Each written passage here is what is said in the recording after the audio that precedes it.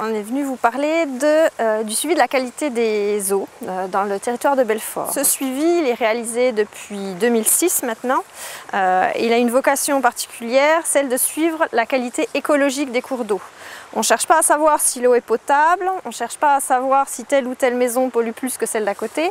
On cherche à savoir si le cours d'eau et l'eau qu'il y a dans ce cours d'eau est à même de recevoir la vie et de pérenniser la vie.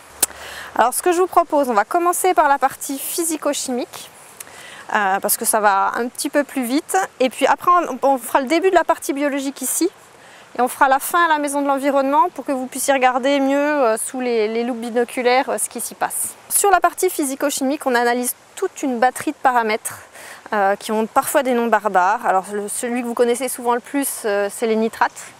Mais il n'y a pas que celui-là, on mesure aussi l'acidité de l'eau, la conductivité de l'eau, l'oxygène dissous dans l'eau.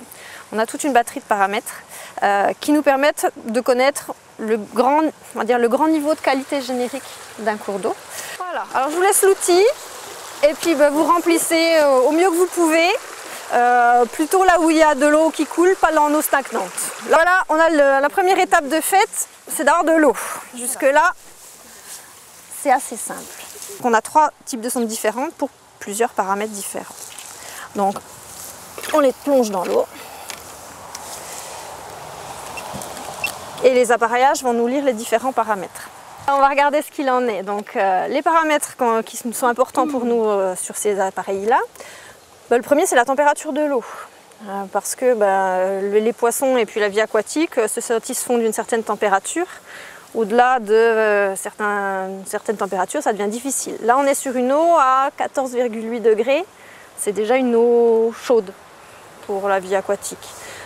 Si on se réfère à la littérature, on dit que des truites, elles ne mangent plus au-dessus de 12 degrés. Donc là, on a un pH de 6,80. C'est un pH un petit peu acide. Mais ici c'est normal, puisqu'en fait on est sur des eaux qui descendent des Vosges, hein. On est sur le massif vosgien, et donc le substrat, le sol du massif vosgien a tendance à donner des eaux acides. Donc là on a 8,97, on est relativement bon sur l'oxygène dissous. On a une eau qui est courante, vous voyez qu'elle fait des petits remous, elle circule bien. On n'est pas dans une eau complètement stagnante et morte, donc là-dessus il n'y a pas de souci. Les nitrates, on en a donc dès qu'on a de l'azote, donc de la matière azotée qui arrive dans le cours d'eau.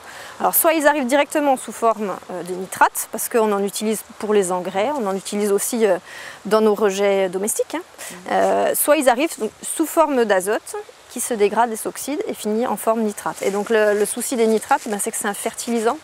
Et donc du coup, ça a tendance à développer les algues, la végétation, et que, comme on vous l'a dit tout à l'heure, cette végétation, elle absorbe l'oxygène. Et plus elle absorbe l'oxygène, moins il y en a pour la vie aquatique. Prolifération en masse d'algues, et donc on perd de la qualité de vie pour le milieu. C'est pas forcément le fait qu'elle soit claire et limpide qui fait la qualité d'une eau. Là, on aurait tendance à dire elle est un peu trouble, bon, pas top.